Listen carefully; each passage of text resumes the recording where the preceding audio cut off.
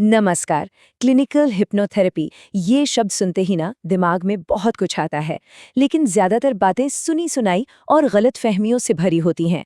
तो इसकी असली सच्चाई क्या है? आज हम इसी टॉपिक को अच्छे से समझेंगे और ये सारी जानकारी वरिष्ठ एंडोक्राइनोलॉजिस्ट डॉक्टर प्रवीण रामचंद्र के क्लिनिकल अनुभव पर आधारित है, ताकि हमें बिल्कुल साफ और भरोसेमंद जानकारी मिले। तो हिप्नोसिस का नाम सुनते ही क्या ख्याल आता है? कोई स्टेज शो जहां लोगों से अजीब अजीब हरकतें करवाई जाती हैं, या फिर इसके पीछे कोई असली साइंस भी है? आज हम इसी सवाल की तह तक जाएंगे और देखेंगे कि तथ्य क्या कहते हैं। तो चलिए देखते हैं कि आज हम क्या क्या जानने वाले हैं। सबसे पहले हम समझेंगे कि क्लिनिकल हिप्नोथेरेपी आखिर है क्या। फिर देखेंगे कि एक सेशन में असल में होता क्या है, इसका इस्तेमाल कहाँ-कहाँ होता है, और हाँ, विज्ञान और झूठे दावों में फर्क भी समझेंगे। और आखिर में सेफ्टी से जुड़ी जरूरी बातों पर भी चर्चा करेंगे। तो चलिए बिल्कुल बेसिक से शुरू करते हैं। इससे पहले कि हम आगे बढ़ें, ये साफ करना बहुत जरूरी है कि क्लिनिकल हिप्नोथेरेपी होती क्या है। एक साफ परिभाषा ही इसे चारों ओर फैली गलत फहमियों से अलग करने का पहला और सबसे जरूरी कदम है। देखिए, ये एक तरह की थेरेपी है। इसमें किसी को बेहोश नहीं किया जाता, बल्कि ये एक गहरी, फोकस्ड एकाग्रता की स्टेट है। बिल्कुल वैसे ही जैसे जब हम कोई बहुत अच्छी किताब पढ़ते हैं या कोई फिल्म देखते हैं और दुनिया जहान भूल जाते हैं। इस दौरान इंसान पूरी तरह से जगा हुआ और अलर्ट रहता है। और ये शायद सबसे सबसे जरूरी बात है। फिल्मों में जो दिखाते हैं उसके बिल्कुल उलट। इसमें कंट्रोल कभी नहीं खोता, कोई दूसरा आपके दिमाग पर कब्जा नहीं कर लेता, बल्कि थेरेपिस्ट तो बस एक गाइड की तरह होता है जो ध्यान को सही जगह फोकस करने में मदद करता है। मतलब ड्राइविंग सीट पर हमेशा आप ही होते हैं। अच्छा, थ्योरी तो समझ आ गई, पर एक असली सेशन में होता क्या है? चलिए इस प्रोसेस को थोड़ा और करीब से देखते हैं। इससे ये समझने में मदद मिलेगी कि ये एक बहुत ही व्यवस्थित तरीका है। इसमें डरने या घबराने वाली कोई बात नहीं है। तो जैसा कि हम यहाँ देख सकते हैं, ये कोई रहस्यमयी चीज नहीं, बल्कि एक proper step by step process है। सबसे पहले तो एक लंबी बातचीत होती है ताकि लक्ष्य तय किए जा सकें। फिर दिमाग को शांत और फोकस्ड करने के लिए कुछ रिलैक्सेशन एक्सरसाइजेज होती हैं, और उसके बाद ही बहुत सोच समझकर पॉजिटिव सुझाव दिए जाते हैं। और सेशन के आखिर में सब कुछ नॉर्मल करके उस पर चर्चा भी होती है। ये पूरी तरह से एक टीम वर्क है। लेकिन सवाल ये है कि इन सब का इस्तेमाल होता कहाँ है? चलिए अब ये जानते हैं कि असल में कौन सी स्वास्थ्य समस्याओं में इस थेरेपी से मदद मिल सकती है।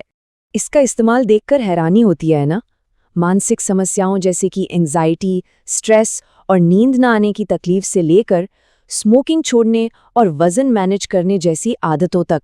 और तो और माइग्रेन जैसे पुराने दर्द, आईबीएस यानी इरिटेबल बाउल सिंड्रोम, और यहाँ तक कि कुछ मेडिकल प्रोसीजर के दौरान होने वाले दर्द को कम करने में भी यह मददगार साबित हुई है। इसका दायरा वाकई बहुत बड़ा है।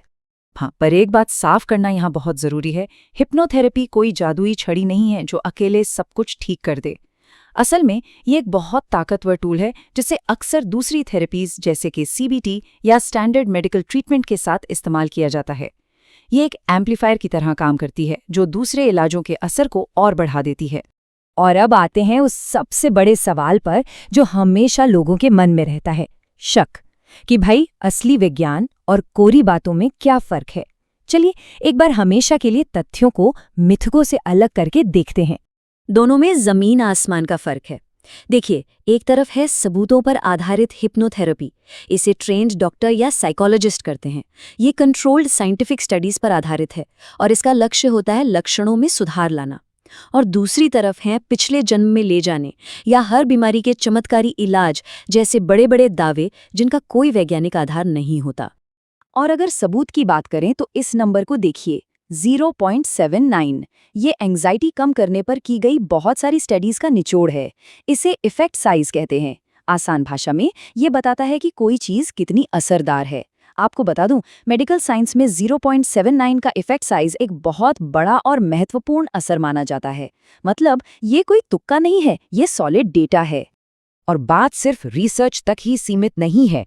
अमेरिकन साइकोलॉजिकल एसोसिएशन यानी एपीए जैसी दुनिया की बड़ी बड़ी मेडिकल संस्थाएं भी कुछ खास स्थितियों के लिए हिप्नोथेरेपी की प्रभावशीलता को मानती हैं। ये एक बहुत बड़ी मान्यता है जो इसे मॉडर्न मेडिसिन में एक भरोसेमंद जगह देती है। और इसी के साथ हम अपने आखिरी और सबसे प्रैक्टिकल हिस्से पर आते हैं। अगर कोई इस बारे में सोचे तो उसे क्या जानना जरूरी है? चलिए अब सुरक्षा और आगे के कदमों के बारे में बात करते हैं ताकि एक सही फैसला लिया जा सके। देखिए, किसी भी असरदार इलाज की तरह एक संतुलित नजरिया रखना जरूरी है। एक क्वालिफाइड थेरेपिस्ट के हाथों में ये आमतौर पे बहुत सेफ होती है। हाँ, कभी-कभी कुछ लोगों को थोड़ी देर के लिए चक्कर या सिरदर्द महसूस हो सकता है, पर उससे भी जरूरी ये जानना है कि ये हर किसी के लिए नहीं है। खासकर कुछ गंभीर मानसिक स्वास्थ्य समस्याओं वाले लोगों को इससे बचना चाहिए। और ये हमें सबसे अहम बात पर लाता है। इसका असर और सुरक्षा लगभग पूरी तरह से इस बात पर निर्भर करती है कि थेरेपिस्ट कितना ट्रेंड और अनुभवी है।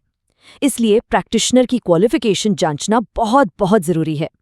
हमेशा किसी लाइसेंस प्राप्त हेल्थ केयर प्रोफेशनल को ही चुनें, जैसे कोई डॉक्टर, साइकोलॉजिस्ट या थेरेपिस्ट जिसके पास क्लिनिकल हिप्नोथेरेपी में स्पेशल सर्टिफिकेशन हो।